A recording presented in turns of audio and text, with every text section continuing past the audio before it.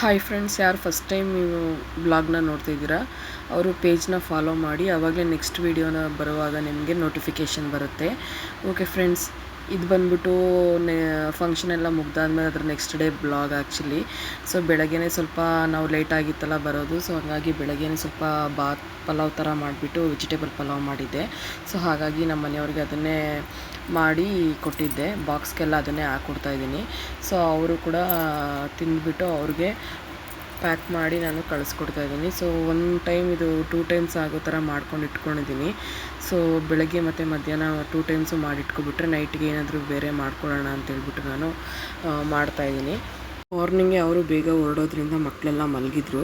So ಹಾಗಾಗಿ ಅವ್ರಿಗೆ pack ಮಾಡಿ ಅವರನ್ನು ಕಳಿಸ್ಕೊಟ್ಬಿಡೋಣ ಅಂತೇಳ್ಬಿಟ್ಟು ನಾನು ಕಳಿಸ್ಕೊಡ್ತಾಯಿದ್ದೀನಿ.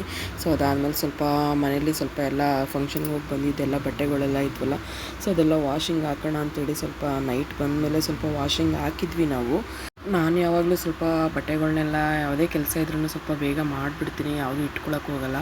ಸೊ ಬೆಳಗ್ಗೆ ಹಾಕೋಣ ಅಂದ್ಕೊಂಡ್ವಿ, ಸ್ವಲ್ಪ ಟೈಮ್ ಇತ್ತು. ಸೊ ಹಾಗಾಗಿ ನೈಟೇ ಸ್ವಲ್ಪ ಹಾಕ್ಬಿಟ್ಟು ಬೆಡ್ಶೀಟ್ ಸ್ವಲ್ಪ ಎಲ್ಲ ಹಾಕಿ ಇತ್ತು. ಸೊ ಹಾಗಾಗಿ ಅವೆಲ್ಲನೂ ಒಗೆದ್ಬಿಟ್ಟು ಇದು ಮಾಡ್ತಿದ್ದೆ. ಸೊ ಹಾಗೆಯೇ ಮಕ್ಕಳೆಲ್ಲ ಎದ್ದ ಮೇಲೆ ಸ್ವಲ್ಪ ನಾನು ರೆಸ್ಟ್ ತೊಗೊಂಡು ಬಂದು ಟಿಫನ್ ಎಲ್ಲ ತಿಂದ್ಕೊಂಡು ಹಾಗೆಯೇ ಸ್ವಲ್ಪ ಮಧ್ಯಾಹ್ನದ ಮೇಲೆ ಮತ್ತೆ ಬ್ಲಾಗ್ನ ಸ್ಟಾರ್ಟ್ ಮಾಡ್ತಾಯಿದ್ದೀನಿ. ಸೊ ಡ್ರೈ ಆಗಿರೋ ಬಟ್ಟೆಗಳ್ನೆಲ್ಲ ಎಳ್ಕೊಬಂದೆ, ಫಂಕ್ಷನಲ್ಲಿ ಆಗಿರೋವೆಲ್ಲನೂ. ಏಕೆಂದರೆ ಸುಮ್ಮನೆ ಈ ಸಮ್ಮರಲ್ಲಲ್ವ ವೆಟ್ಟಾಗಿಬಿಟ್ರೆ ಸ್ವಲ್ಪ ತೀರಾ ಇದಾಗ್ಬಿಡುತ್ತಂತೆ, ಬೇಗನೆ ವಾಶ್ ಮಾಡಿಬಿಟ್ಟೆ ಸ್ವಲ್ಪ. ಸೊ ಹಂಗಾಗಿ ಎಲ್ಲ ಅದ್ರ ಕೈಯೋಡನೆ ಸ್ವಲ್ಪ ಮಡಚಿಟ್ಬಿಡೋಣ ಅಂತಂದ್ಬಿಟ್ಟು ಎಲ್ಲನೂ ಮಡಚಿಡ್ತಾ ಇದ್ದೀನಿ. ಇಲ್ಲ ಅಂತಂದರೆ ಏನಾಗುತ್ತೆ, ಬಟ್ಟೆಗಳೆಲ್ಲ ಒಂಥರ ಸ್ಮೆಲ್ಗಳು ಬಂದ್ಬಿಡುತ್ತಲ್ಲ. ಸೊ ಹಾಗಾಗಿ ಬಿಸಿಲಿರುವಾಗಲೇ ಚೆನ್ನಾಗಿ ಒಣಗಿಸ್ಬಿಡೋಣ ಅಂಥೇಳಿ ನಾನು ನೈಟೇ ಬಟ್ಟೆಗಳ್ನೆಲ್ಲ ಹಾಕ್ಬಿಟ್ಟಿದ್ವಿ. ಅದಾದಮೇಲೆ ಮಕ್ಕಳು ಆಮೇಲೆ ಮತ್ತೆ ಆಟ ಆಡ್ಕೊತಾ ಇದ್ದರು. ಸೊ ಸಡನ್ನಾಗಿ ನೋಡಿ, ಒಂದು ಕಾರ್ ಆ್ಯಕ್ಚುಲಿ ಆಲ್ರೆಡಿ ಒಡೆದೋಗಿತ್ತು. ಅದನ್ನು ತೆಗೆದು ನನ್ನ ಮಗಳು ಬಂದ್ಬಿಟ್ಟು ಜಶ್ವಿತಾ ಬಂದ್ಬಿಟ್ಟು ಅದನ್ನು ಸ್ವಲ್ಪ ಎತ್ತಾಕ್ಬಿಟ್ಲು ಯಾವುದೋ ಕೋಪದಲ್ಲಿ. ಸೊ ಹಂಗಾಗಿ ಅವ್ರಿಗೆ ಮತ್ತೆ ಜಗಳ ಸ್ಟಾರ್ಟ್ ಆಗಿದೆ. ನೋಡಿ ಯಾವ ರೀತಿ ಜಗಳ ಆಡ್ತಾರೆ ಅಂತಂದರೆ, ಅಂದರೆ ಏನಂದರೆ ರಜಾ ಕೊಟ್ಬಿಟ್ಟಿದ್ದಾರೆ ಅಂತಂದರೆ ಅಟ್ಲೀಸ್ಟ್ ಒಂದು 2 ಅವರ್ ಆದರೂ ನಾನು ಸ್ವಲ್ಪ ಫ್ರೀಯಾಗಿರ್ತಿದ್ದೆ ಒಬ್ಬಳನ್ನ ನೋಡಿಕೊಂಡು.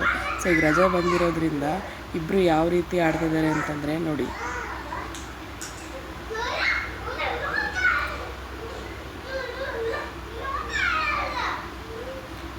ಒಬ್ರಿಗೊಬ್ರು ಸೋಲೋದೇ ಇಲ್ಲ ಆ್ಯಕ್ಚುಲಿ ಹೇಳಬೇಕು ಅಂತಂದರೆ. ಅವಳು ಸೋಲಲ್ಲ, ಅವನು ಸೋಲಲ್ಲ. ಅದರಲ್ಲಿ ಇವಳಂತೂ ಸೋಲೋದೇ ಇಲ್ಲ. ಅವನಾದರೂ ಸ್ವಲ್ಪ ಸೋತ್ಬಿಟ್ರೂ ಪರವಾಗಿಲ್ಲ, ಆದರೆ ಇವಳಂತೂ ಸೋಲೋದೇ ಇಲ್ಲ. ಹಾಗಾಗಿ ಇಬ್ಬರು ಸಮಾಧಾನ ಮಾಡಿ ಮಧ್ಯಾಹ್ನ ಊಟ ಮಾಡಿಸಿ ಹೆಂಗೋ ಮಲಗಿಸಿದ್ದಾಯಿತು. ಮತ್ತು ನಾನು ಸಂಜೆಯಿಂದ ಬ್ಲಾಗ್ನ ಸ್ಟಾರ್ಟ್ ಮಾಡ್ತಾಯಿದ್ದೀನಿ. ಸೊ ಹಾಗೆ ನಾನ್ ವೆಜ್ ಮಾಡೋಣ ಅಂತೇಳ್ಬಿಟ್ಟು ಸ್ವಲ್ಪ ನಾನ್ ವೆಜ್ ನಾನೇ ಹೋಗಿ ತೊಗೊಂಡು ಬಂದೆ. ಗ್ರೇವಿ ಮಾಡಿಬಿಟ್ಟು ಸ್ವಲ್ಪ ದೋಸೆ ಇಡೋಣ ಅಂತಂದ್ಬಿಟ್ಟು ಮಾಡ್ತಾಯಿದ್ದೀನಿ. ಮಕ್ಳಿಗೂ ತಿನ್ನಬೇಕು ಅಂತ ಅನ್ನಿಸ್ತು. ಸೊ ಹಂಗಾಗಿ ಮಾಡೋಣ ಅಂತೇಳ್ಬಿಟ್ಟು ಮಾಡ್ತಾಯಿದ್ದೀನಿ. ಸೊ ಏನಿಲ್ಲ, ಸಿಂಪಲ್ಲಾಗಿ ಚೆಟ್ಟಿನಾಡ್ ಸ್ಟೈಲ್ ಬರುತ್ತಲ್ಲ, ಸೊ ಚೆಟ್ಟಿನಾಡ್ ಸ್ಟೈಲಲ್ಲಿ ಬಂದ್ಬಿಟ್ಟು ಯಾವ ರೀತಿ ಮಾಡ್ತಾರೆ ಅನ್ನೋದನ್ನು ನಾನು ನೋಡ್ಕೊಂಡಿದ್ದೆ. ಸೊ ನಾನು ಟ್ರೈ ಮಾಡೋಣ ಅಂತೇಳ್ಬಿಟ್ಟು ಸೊ ಅದಕ್ಕೆ ಏನೇನು ಬೇಕೋ ಅದನ್ನೆಲ್ಲ ರೆಡಿ ಮಾಡಿಕೊಂಡು ನಾನು ಮಾಡ್ತಾಯಿದ್ದೀನಿ.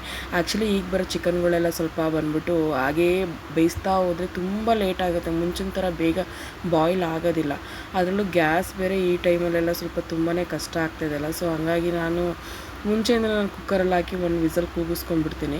ಸೊ ಹಂಗಾಗಿ ಈ ಸಲಿನೂ ಕೂಡ ಸ್ವಲ್ಪ ನಾನು ಕುಕ್ಕರಲ್ಲಿ ಕೂಗಿಸ್ಕೊಬೇಡ ಅಂತೇಳ್ಬಿಟ್ಟು ಸ್ವಲ್ಪ ಅದಕ್ಕೆ ಅರಿಶಿನ ಪೌಡರ್ನು ಮತ್ತು ಸಾಲ್ಟು ಹಾಕ್ಬಿಟ್ಟು ಸ್ವಲ್ಪ ಹಸಿ ಸ್ಮೆಲ್ ಹೋಗೋವರೆಗೂ ಸ್ವಲ್ಪ ಬೇಯಿಸ್ಕೊಂಡು ಎಷ್ಟು ವಾಟ್ರ್ ಬೇಕೋ ಅಷ್ಟು ವಾಟ್ರ್ ಹಾಕ್ಕೊಂಡು ನಾನು ಬೇಯಿಸ್ಬಿಡ್ತೀನಿ. 1-2 ವಿಸಲ್ ತೆಗೆದ್ರೆ ಸಾಕು, ಬಾಯ್ಲ್ ಆಗಿಬಿಡುತ್ತೆ ಬೇಗನೆ. 5 ನಿಮಿಷ ಆಗೋ ಕೆಲಸ ಎಷ್ಟು ನೀವು ಅರ್ಧ ಗಂಟೆ ಅಲ್ಲ 1 ಅವರ್ ಬೇಯಿಸಿದ್ರೂ ಇವಾಗ ಬರೋ ಚಿಕನ್ಗಳಂತೂ ಬಾಯ್ಲ್ ಆಗೋದೇ ಇಲ್ಲ. ಅದು ಯಾವ ರೀತಿ ಅಂತ ಗೊತ್ತಿಲ್ಲ ಈಗ ಬರೋದೆಲ್ಲ. ಸೊ ಹಂಗಾಗಿ ನಾನು ಈ ಥರನೇ ಮಾಡ್ಕೋತೀನಿ ಯಾವಾಗ್ಲೂ.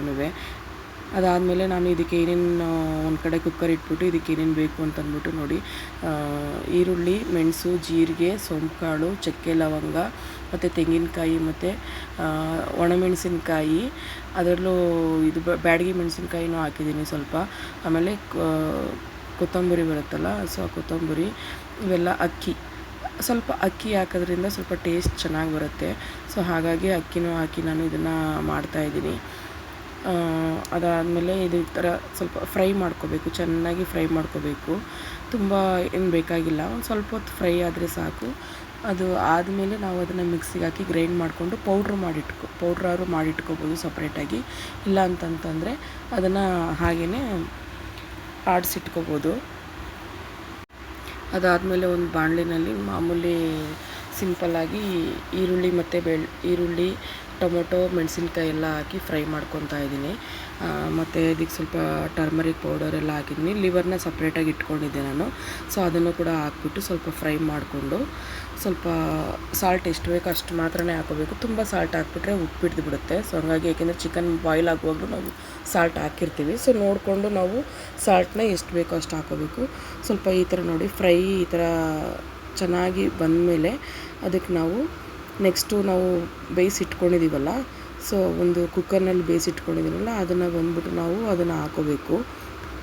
ನೋಡಿ, ಈ ಒಂದು ಟೇಸ್ಟ್ ಕೂಡ ತುಂಬ ಚೆನ್ನಾಗಿ ಬರುತ್ತೆ.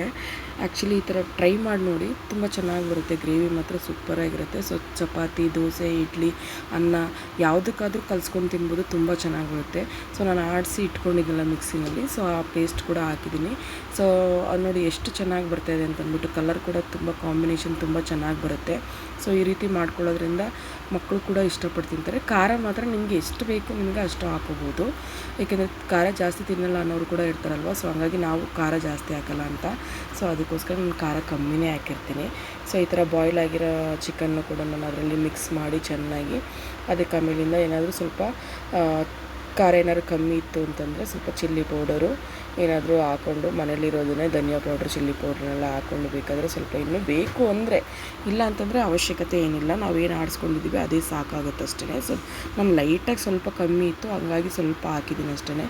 ಸೊ ನೋಡಿ, ಈ ಥರ ಗ್ರೇವಿನ ಸ್ವಲ್ಪ ಎಲ್ಲ ಹಾಕಾದ್ಮೇಲೆ ಸ್ವಲ್ಪ ಬಾಯ್ಲ್ ಆಗಲಿಕ್ಕೆ ಬಿಡಬೇಕು.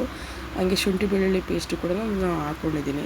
ಸೊ ಲಾಸ್ಟಲ್ಲಿ ಫೈನಲಿ ನೋಡಿ ಆ ಕಲರ್ ಕೂಡ ಕಾಂಬಿನೇಷನ್ ಯಾವ ರೀತಿ ಕಾಣಿಸುತ್ತೆ ಅಂತಂದ್ಬಿಟ್ಟು, ಸೊ ಕೊತ್ತಂಬರಿ ಸೊಪ್ಪೆಲ್ಲ ಹಾಕ್ಬಿಟ್ಟು ಇಳುಕಿದ್ರೆ ಸಾಕು. ಸೊ ಚೆನ್ನಾಗಾಗಿರುತ್ತೆ. ಒಮ್ಮೆ ನೀವು ಕೂಡ ಟ್ರೈ ಮಾಡಿ ನೋಡಿ. ಸೊ ಇದು ಬಂದ್ಬಿಟ್ಟು ತಮಿಳ್ನಾಡು ಸೈಡು ಒಂದು ಡಿಶ್ ಇದು. ಸೊ ಆ ಡಿಶ್ನ ತುಂಬ ಚೆನ್ನಾಗಿ ಬಂದಿತ್ತು. ಸೊ ಹಂಗಾಗಿ ನಾನು ಕೂಡ ಇದನ್ನು ಟ್ರೈ ಮಾಡಿದ್ದೀನಿ ಅಷ್ಟೇ. ಸೊ ಫೈನಲಾಗಿ ಮಕ್ಕಳಿಗೆ ದೋಸೆ ಎಲ್ಲ ಹಾಕೊಟ್ಬಿಟ್ಟು, ನಮ್ಮ ಮನೇಲಿ ಆ್ಯಕ್ಚುಲಿ ನೈಟ್ ಅಂತಂದರೆ ಮಕ್ಕಳು ದೋಸೆ ಇಲ್ಲ ಇಡ್ಲಿನೇ ಕೇಳ್ತಾರೆ. ಸೊ ಹಾಗಾಗಿ ನಾನು ಇದನ್ನು ಹಾಕೊಟ್ಬಿಟ್ಟು ಅವರು ಕೂಡ ತಿಂತಾಯಿದ್ದಾರೆ ಇಬ್ಬರೂ ಸೇರಿಕೊಂಡು. ಸೊ ಹಿಂಗೆ ಕಚ್ಚಾಡಿಕೊಂಡು ಏನೋ ಒಂದು ಮಾಡಿಕೊಂಡು ಇಬ್ಬರೂ ಮಾತಾಡ್ಕೊಂಡು ತಿಂತಾಯಿರ್ತಾರೆ. ಸೊ ಬೇಗನೆ ತಿನ್ನಲ್ಲ. ನಾನು ತಿನ್ಸೋಣ ಅಂತ ಅನ್ಕೋತೀನಿ ಸಮ್ಟೈಮ್ಸು. ಅವರು ನಾನೇ ತಿಂತೀನಿ ಅಂತಂತಾರಲ್ಲ. ಸೊ ಹಂಗಾಗಿ ಅವರೇ ತಿಂತಾರೆ. ಸ್ವಲ್ಪ ಅನ್ನ ಸಾಂಬಾರು ಮಾಡಿದ ದಿನ ಮಾತ್ರ ನಾನು ತಿನ್ನಿಸ್ತೀನಿ. ಅವಳು ಒಂದೊಂದ್ಸಲ ತಿನ್ನಿಸ್ಕೊತಾಳೆ, ಇಲ್ಲಾಂದರೆ ತಿನ್ನಿಸ್ಕೊಳಕ್ಕೆ ಹೋಗಲ್ಲ. ಅದಾದಮೇಲೆ ನಮ್ಮದು ಊಟ ಎಲ್ಲ ಆಯಿತು. ಸೊ ಅವರಪ್ಪ ಬಂದಮೇಲೆ ಸ್ವಲ್ಪ ಅವರಪ್ಪನ ಜೊತೆ ಆಟ ಆಡೋಣ ಅಂತೇಳಿ ಆಟ ಆಡಿಸ್ತಾ ಇದ್ದಾರೆ ಅವರೂ. ಓಕೆ ಫ್ರೆಂಡ್ಸ್, ಇವತ್ತಿನ ಬ್ಲಾಗ್ ಇಷ್ಟ ಆಗಿದ್ರೆ ಲೈಕ್ ಮಾಡಿ ಆ್ಯಂಡ್ ಶೇರ್ ಮಾಡಿ. Thank you for watching my video.